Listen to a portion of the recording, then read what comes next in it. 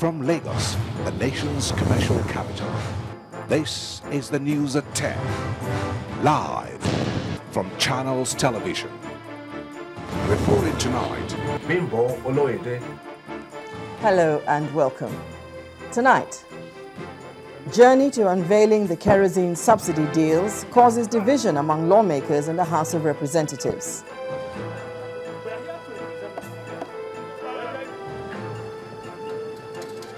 President Goodluck Jonathan injects new blood into his 41-member cabinet as he swears in 11 ministers.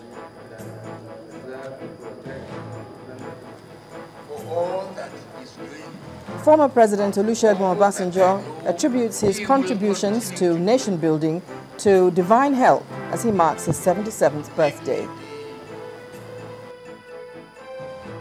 And Russia and the United States discuss the crisis in the Ukraine before another round of talks with NATO.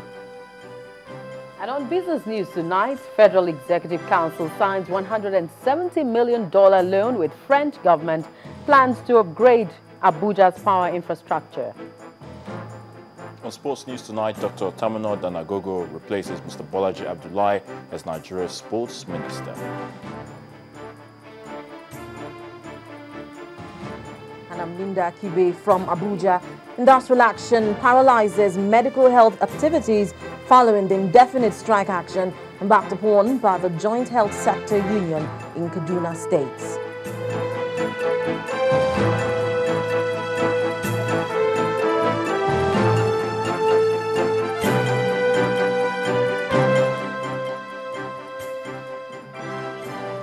Changes have not only been made at the Federal Executive Council, but the new ministers were also sworn in today and assigned portfolios by President Goodluck Jonathan. The 11 new ministers are expected to bring in positive changes in the administration and work closely with others in the service of their fatherland. The president also replaced the Minister of Sports, Mr. Bolaji Abdullahi. Our State House correspondent, Chukuma Onwekusi, reports. The swearing-in of 11 new ministers into the Federal Executive Council is finally here to fill the positions that were created by those sacked several weeks ago.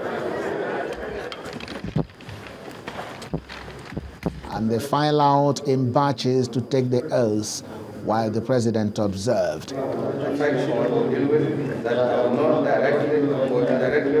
One after the other, they also signed the dotted lines as well as took the presidential handshake. He described their injection into the cabinet as a call to service to one's fatherland, and it must be seen to be that. You know the concerns of Nigeria in all aspects, so nobody needs to tell you. And we are to serve the people, so we must listen to the people. I want you to see yourself as a servant to bring value to whatever you've been asked to do.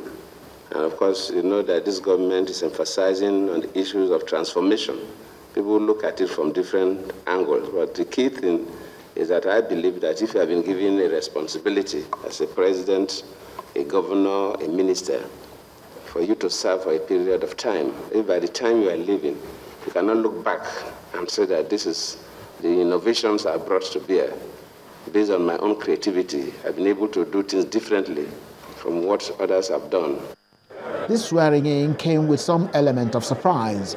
The president, while reeling out the portfolios for the new ministers, announced Dr. Tamino Danagogo from Rivers State as the new Minister of Sports, a quiet indication that time was up for Malam Bolaji Abdullahi, who hitherto was overseeing the Ministry of Sports.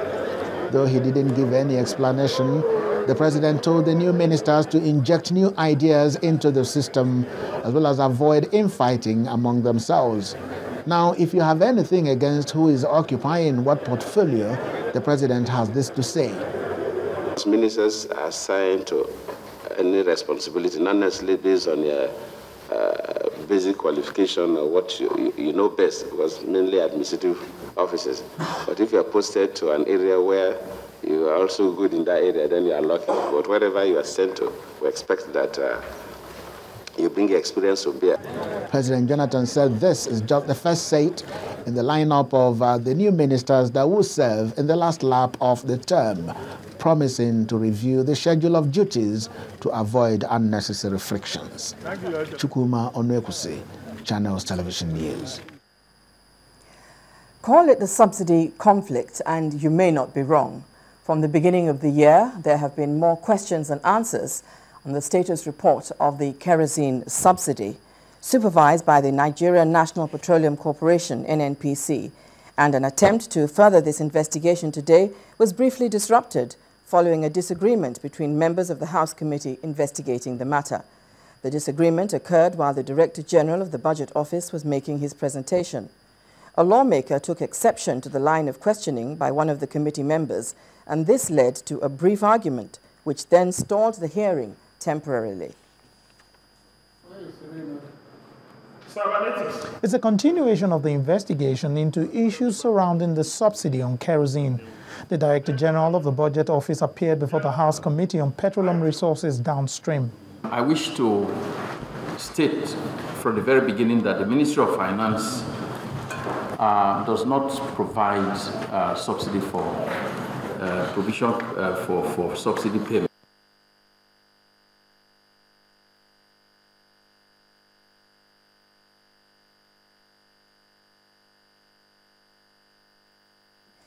And despite the many troubles of the NNPC in terms of providing answers to petroleum subsidy questions, the management of the body returned to the National Assembly today to defend its budget for the 2014 fiscal year. Although that could not be concluded, the NNPC used the platform to alert the lawmakers about bunkering and the hazards in battling oil theft in the country.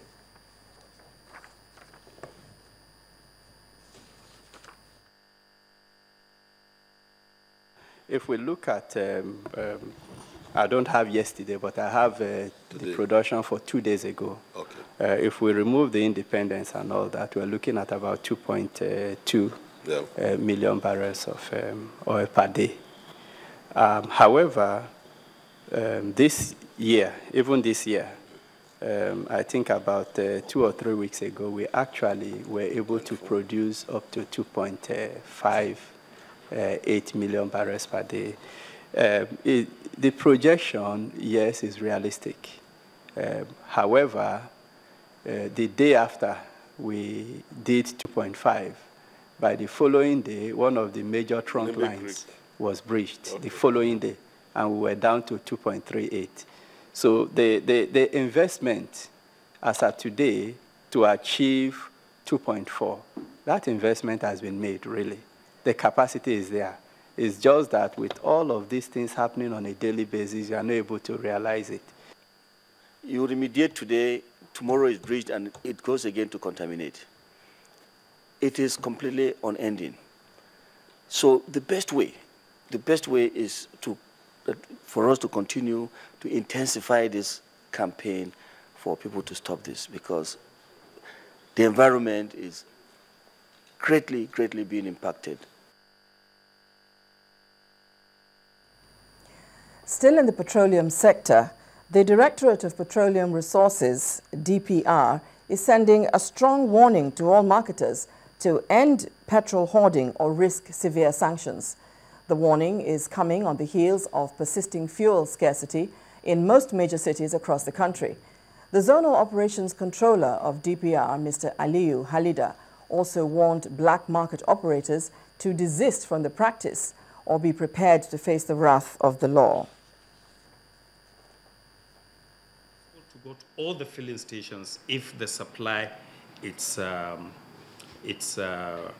high, but the lower the number, that's the time when we suspect or the marketers do divert products, because at that time they feel once they divert it, they will sell it at a higher costs at some other locations than the filling stations.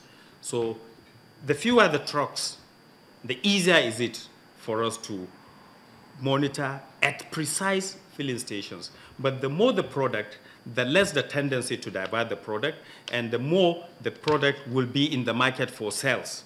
So if you have more products, then the tendency is you have to, what we concentrate on is the pump delivery to ensure that enough, the consumers get the right quantity for the right price. But otherwise, if during a period like this, we can visit all the filling stations that have gotten products, and we have been doing that, and we keep it on our records. Well, the prevailing fuel scarcity across the country may likely ease off over the next few days. This is after the Nigerian National Petroleum Corporation, NNPC, revealed that over 209 million litres of petrol have been discharged in Lagos ports in the last 24 hours. The acting Group General Manager, Group Public Affairs Division of the NNPC, Dr. Omar Farouk Ibrahim, told journalists today that several vessels have been allocated to the Major Marketers Association of Nigeria, while others also have their vessels discharging. According to the NNPC spokesman, they are currently discharging the products at Atlas Cove, Apapa, IBM Jetty, Capital Jetty, and SPM Jetty in Lagos. He gave an assurance that NNPC is doing everything possible to clear up queues from filling stations across the country. In part two, after the break, the lull continues in the trial of former governor of Enugu State, Chimaroke Nnamani, for alleged money laundering involving 4.5 billion naira. That's in a moment. Please stay with us.